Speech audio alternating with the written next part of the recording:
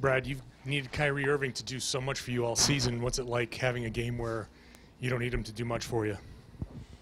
Well, he still does. He does a ton just by his presence on the court because he's always drawing attention. Off every pick and roll, he was double teamed. Obviously, they're going to guard him, out on the floor, and so some of the rolls are open, some of the drives for other guys are open. So him just being out there makes it easier on everybody else. And but I thought we had a lot of good performances from a lot of good people against a really good team. I didn't think they had their best night. I thought that, obviously if they make a couple more free throws in the first half, it may be a different ball game heading into the second. But, feel pretty good about it. And now we move on. We've got a tough one tomorrow night. Brad, Jaylen appears to have found a way to fit his game into, the time that he has in this rotation. Are you seeing that more from him? Yeah, I mean, everybody. But he's been good. He's had a lot of good games in the last month. And so, that's all. And it's not going to be the same every night, but I do think that, guys know where their spots are and aren't forcing the issue when they're not there and taking it when they are. How important do you think it is for teams like the Celtics and the rest of the NBA to have nights like Pride Night as you guys did tonight? Yeah, I thought it was really good. I thought it was great. I actually didn't know it prior to going out to the court, and I thought, I think, one of the things that I've loved about being a member of the NBA is I feel like, when you go home and you have a 13 and 9-year-old and you're able to talk about, diversity, inclusion, making sure that not only that you work hard to be the best person you can be, but you make sure that you celebrate it. And so I thought it was great. I was very happy we did that. Brad, it was, I believe, your 5th straight night with 30 or more assists. This time against a really good defensive team, obviously. Just how ingrained is the ball movement right now? I mean, just how... Yeah, it was hard to find good clips at the start of the year. I think some of that was because we were pressing. Some of that was because we missed shots when the ball was moving. All looks a little bit better when it finishes with a make. But, that's who we have to be. I mean, there's going to be plenty of moments where we're going to be bottled up and somebody's going to have to go and do what they do in an individual way. And, obviously we've got a couple of guys, and especially Kyrie and Jason and guys like that can go and do that. But I think that they draw so much attention, and everybody else benefits so much from the attention that they draw, that when the ball's popping, it's hard to guard. Brad, the Pacers were playing second night of a back-to-back. You guys have one tomorrow night. You've been doing this for a few years in the NBA now. What's the most difficult part of, playing that second game, but leading up to the actual game? I'll talk to you about that in July. We're going to play as well as we can tomorrow, but I mean, you can imagine what the tough parts are.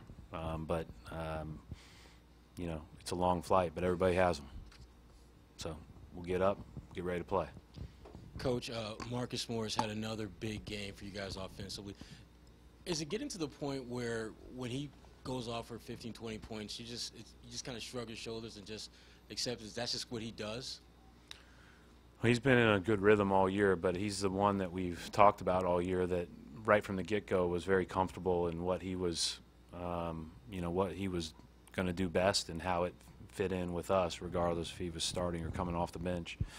As a lot of other guys found their way in that, he's always been consistent with that. And the most impressive part of his night tonight is he did it on 8 shots. Coach, Monday night you had Marcus Smart diving for a ball with you're up 20. Tonight, Shemi's making a cornerback type play. You're up 27. What kind of hustle when the game's decided? What does that do for your team? What kind of tone does that set? I mean, I just think there's a right way to play all the time. Not everybody gets to play all the time, so it's their opportunity to play that way. And, I thought one of the reasons our guys are making those plays is because how much they respect who they're playing against. I mean, I think, when you talk about Brooklyn and the way they've been playing, and then the Pacers who have been doing it now for a few years, like they know they have to play every possession the right way, and that's one of the things that really good teams figure out at one point or another.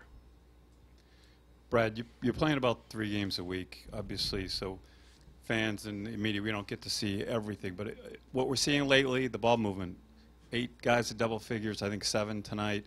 Have you been seeing that in practice recently? Is this a phenomena that you've noticed with your team?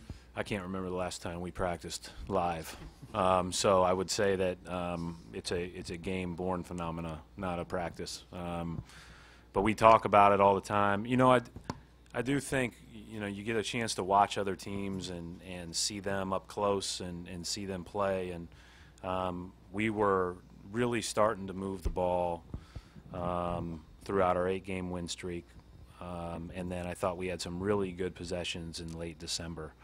But I think, playing the Spurs was probably a good thing for our team from the standpoint of watching the ball pop around against us.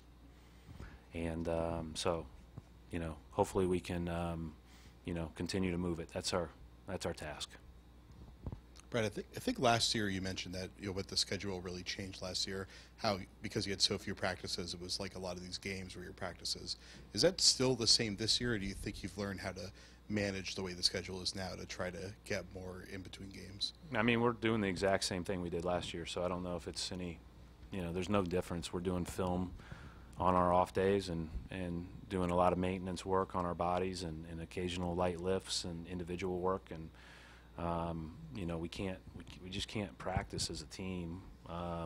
Some guys have to play some 2-on-2 or 3-on-3 to stay in shape. Some guys have to take the day completely off. It just depends on what their requirements are during a normal game day.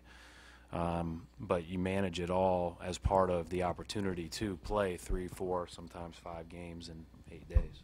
Well, I mean, I'm sure you were used to coaching in a certain way for a long time, up until probably the last couple of years. Has the way you kind of instill plays, different concepts, has that really changed over the last couple of years? No, it really hasn't. I mean, the first year I'd say it was hard to adjust to from college because you don't get to practice at all. But the last couple have been pretty consistent.